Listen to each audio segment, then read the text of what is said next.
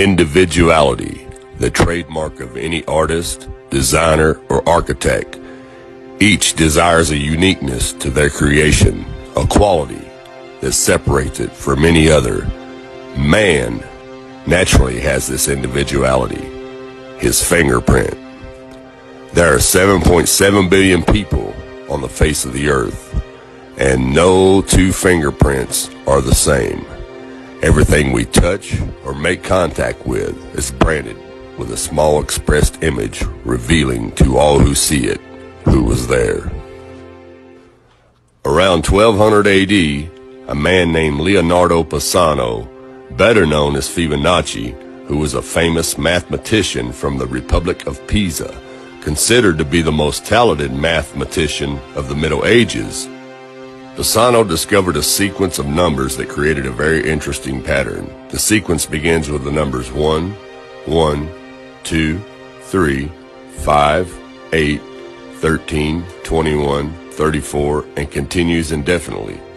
Each number is obtained by adding the last two digits together.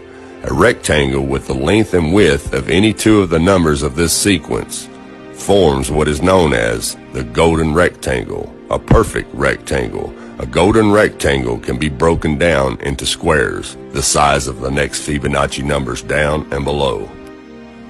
If we were to take a perfect or a golden rectangle, break it down into smaller squares based on Fibonacci's sequence, and divide each with an arc, the patterns begin to take shape. We began to see Fibonacci's spiral. The spiral in and of itself is insignificant. Its importance is revealed in where we find it. Take, for example, the sunflower. The display of its florets are in perfect spirals of 55, 34, and 21, the sequence of Fibonacci. The fruitlets of the pineapple create the same spiral based on the sequence. The pine cone does the same.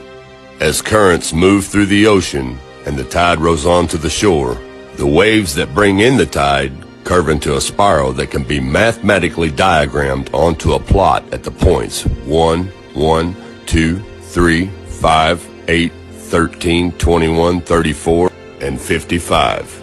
Buds on trees, sand dollars, starfish, petals on flowers, and especially the nautilus shell are formed with this exact same blueprint. With each segment of growth, the nautilus adds to itself one more value on Fibonacci scale. This blueprint can be seen around us on a small scale every day. But the greatest example of all is directly above our heads. Even the spiral of the celestial bodies above us are formed with the exact design that the tiny shell is formed. This sequence or blueprint appears to be the trademark of a designer, a proof of a creator, something left behind, indicating the one who was there, a fingerprint. As we scan our universe, from the tiny flower to the celestial bodies above, we see the fingerprint of God.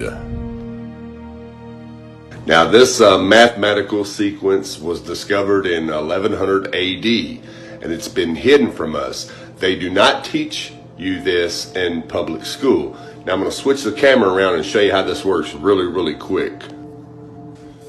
Okay, we start the sequence out with a simple rectangle, and then we make smaller rectangles within that rectangle.